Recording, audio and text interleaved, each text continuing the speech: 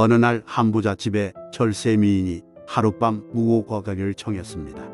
이름을 물었더니 공덕천이었어요. 주인은 빌듯이 기뻐하며 그 여자를 방으로 맞아들였습니다. 그런데 바로 그 뒤에 한 여인이 따라 들어왔어요. 매우 추악한 모습을 한 이 여인은 이름이 흑암천이었습니다. 주인은 기겁을 해서 흑암천을 쫓아버리려 했습니다. 그러자 흑암천이 방금 집으로 들어간 여자는 제 언니입니다.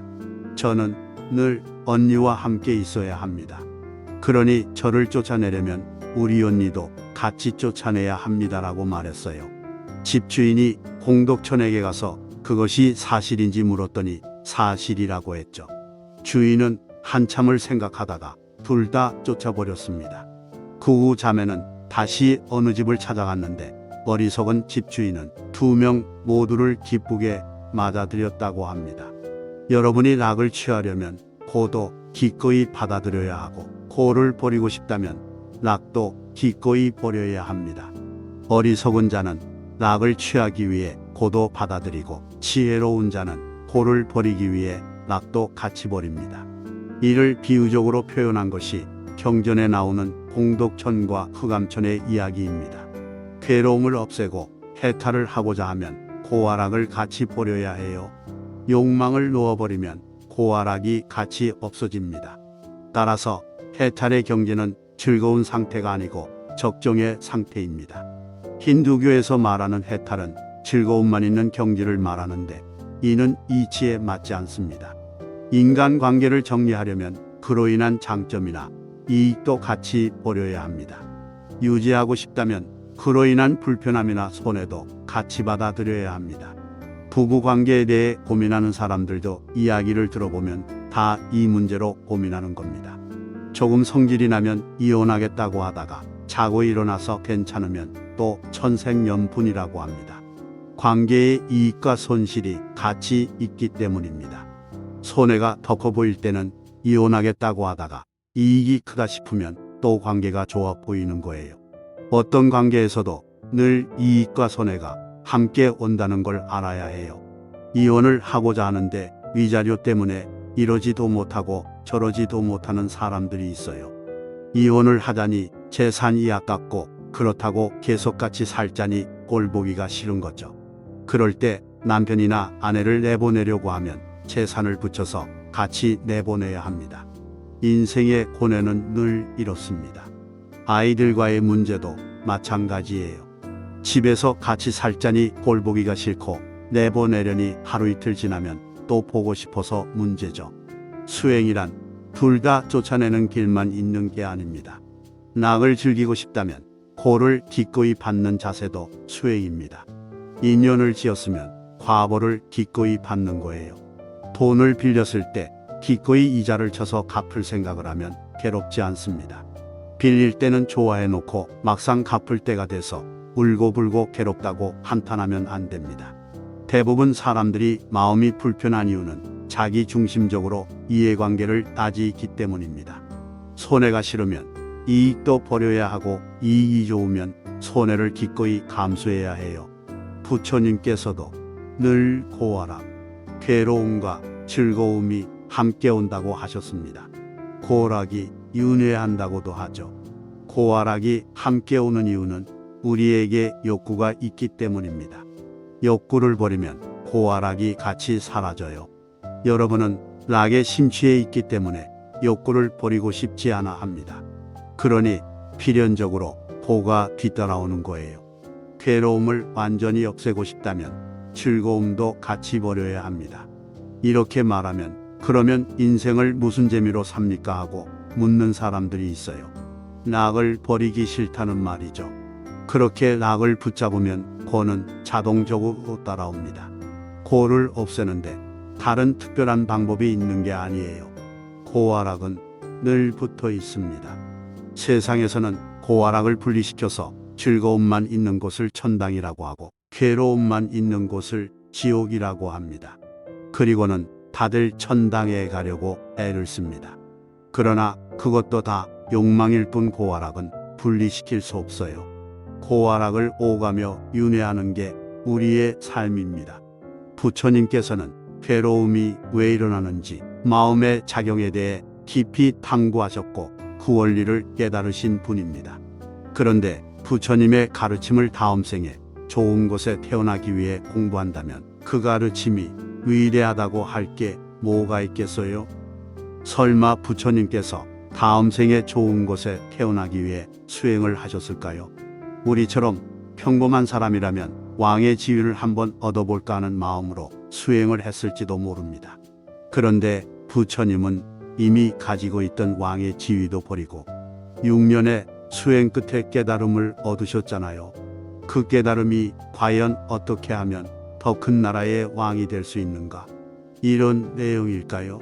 부처님은 가난한 집에서 태어나 수행을 한 뒤 왕이 되는 그런 삶을 사신 분이 아니에요. 상식적으로 생각해봐도 금방 알 수 있습니다. 부처님은 가지고 있던 왕위도 버리고 사랑하는 가족도 버리고 마음의 번뇌를 해결하고자 왕궁을 떠나신 분입니다. 그리고 깨달음을 얻으신 다음에 더 큰 부자가 되고 더 큰 나라의 왕이 되셨나요? 그렇지 않습니다. 깨달은 후에도 평생 걸식하시고 평생 다 떨어진 옷을 입고 평생 나무 밑에서 잠을 자는 생활을 하셨어요. 그러면서도 왕을 깨우치고 바라문을 깨우치고 부자들을 깨우치고 사람들을 깨우치기 위한 법문을 계속하셨습니다. 평범한 사람 같으면 부자들을 깨우친 다음에 부자들에게 돈을 얻어서 좋은 집을 짓고 왕을 깨우친 다음에 왕에게 좋은 음식과 좋은 옷을 얻어서 생활을 했을지 모르죠. 그런데 부처님은 그런 걸 준다고 해도 안 받으셨습니다. 수행에 도움이 안 되는 물건은 일절 받는 법이 없으셨어요. 붓다의 제자라면 이런 부처님의 삶을 성찰해 봐야 합니다. 복을 빌어서 무엇을 이루겠다는 자세는 버려야 해요. 지금보다 잘 살고 싶어서 복을 빌게 되는 심정은 이해하지만 부처님의 가르침과 복을 구하는 것은 아무런 관계가 없다는 걸 좀 알았으면 좋겠습니다. 가지고 있던 복조차 버린 부처님한테 왜 자꾸 복을 달라고 해요? 윤회를 자꾸 이야기하는 것도 결국 복을 받고자 하는 겁니다. 이번 생에 좋은 일을 하면 다음 생에 좋은 곳에 태어나고 이번 생에 나쁜 일을 하면 다음 생에 나쁜 곳에 태어난다는 것도 다 이번 생에 좋은 일을 하면 다음 생에 복을 받는다는 말이잖아요. 이건 인과응보의 논리이지 부처님이 말씀하신 인연과보의 가르침이 아닙니다. 인과응보의 논리는 이미 대부분의 종교가 말하고 있잖아요. 복을 빌어서 부자가 되고 지위가 높아지는 것은 부처님이 깨달은 지혜와 아무런 관계가 없습니다. 이 위대한 불법을 결혼 상대를 구하는데 쓰려고 하고 자식 시험 붙는데 쓰려고 하고 선거에 당선되는데 쓰려고 하고 몸 건강해지는데 쓰려고 하는 건 깨달음의 내용을 전혀 모르기 때문에 생기는 일입니다. 해탈의 영역을 왜 그렇게 자질구레한 것에 사용하려고 해요? 아무리 좋은 가르침이라도 내가 모르면 잘 사용할 수 없습니다. 불법을 엉뚱한 것에 쓰려는 사람들을 욕하려는 것이 아니라 이 좋은 가르침을 전혀 엉뚱한 것에 적용을 하니 안타까울 뿐이죠. 장자 소여유편에 손이 트지 않게 하는 약을 겨울에 빨래할 때 쓴 사람이 있는가 하면 전쟁에 사용해서 승리한 사람도 있다는 이야기가 있습니다. 주어진 것을 어떻게 쓰는지는 각자의 자유예요.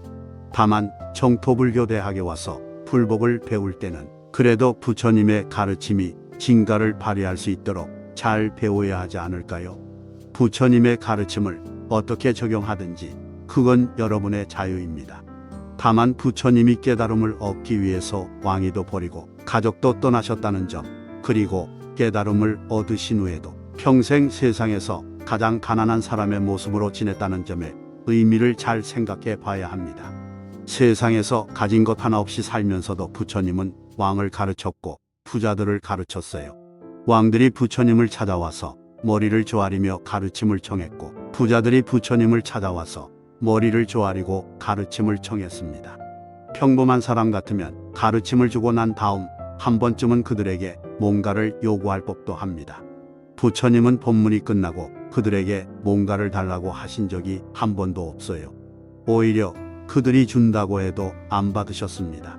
왕들과 부자들이 늘 부처님을 찾아가서 괴로움을 호소했지 부처님이 그들을 찾아가서 도움을 청한 적이 없어요. 산 위에 남아있는 길들도 전부 왕들이 부처님을 찾아 뵙고자 필요해서 닦은 길들입니다. 부처님의 유적도 부처님이 살아계실 당시에는 아무것도 없었어요.